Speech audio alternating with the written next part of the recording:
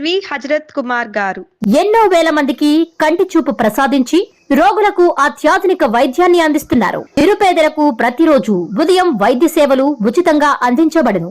వెంటనే సంప్రదించండి.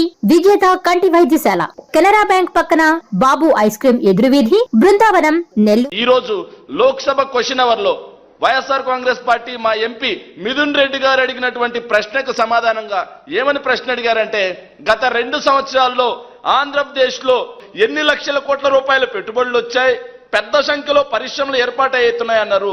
నిజంగా ఎన్ని పరిశ్రమలు ఏర్పాటయ్యాయి అని చెప్పేసి లోక్సభలో మా వైఎస్ఆర్ కాంగ్రెస్ పార్టీ ఎంపీ మిథున్ రెడ్డి గారు అడిగితే, దానికి సమాధానంగా మినిస్ట్రీ ఆఫ్ కామర్స్ అండ్ ఏదైతే ఇన్వెస్ట్మెంట్ కి సంబంధించినటువంటి ఇండస్ట్రీస్ కి సంబంధించినటువంటి డిపార్ట్మెంట్ సహాయ మంత్రిగా ఉన్నటువంటి వ్యక్తి అయినటువంటి ఎవరైతే ఉన్నారో జితిన్ ప్రసాద్ గారు సమాధానం ఇచ్చారు. ఏం సమాధానం ఇచ్చారా అంటే, ఆంధ్రప్రదేశ్ లో గత 2 సంవత్సరాల్లో ఎన్ని పరిశ్రమలు వచ్చాయరా అంటే కేవలం 10 మాత్రమే. గత 2 సంవత్సరాల్లో ఆంధ్రప్రదేశ్ లో వాస్తవంగా పరిశ్రమలు గ్రౌండ్ అయింది.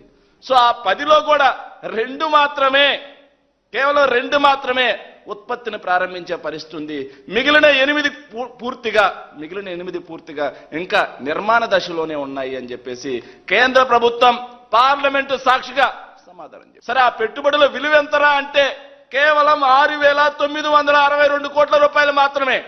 చంద్రబాబు నాయుడు గారి సర్కార్ ఈ 2 సంవత్సరాల్లో వాస్తవంగా గ్రౌండ్ చేసినటువంటి పెట్టుబడుల విలువ 6,962 కోట్ల రూపాయలు మాత్రమే.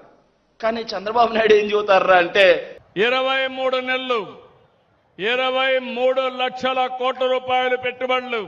నారా లోకేష్ ఏం చెబుతారా అంటే 23 లక్షల కోట్ల పెట్టుబడులు వచ్చాయంటారు. అంటే నెలకో 1 లక్ష పెట్టుబడులు ఆంధ్రప్రదేశ్ ని సునామీలో ముంచెత్తేస్తున్నాయని చెప్తారు. దీన్ని బట్టి మనకి ఏమర్థం అవుతుందిరా అంటే, చంద్రబాబు నాయుడు గారు కేవలం ప్రచార ఆర్భాటం తప్పిస్తే ఎక్కడా కూడా వాస్తవంగా ఆంధ్రప్రదేశ్ కి పెట్టుబడులు తీసుకొస్తున్నటువంటి పరిస్థితి లేదు, కనిపించట్లేదు. మొత్తం ప్రచారం పచ్చి అబద్ధం అని చెప్పి అర్థమైపోతుంది.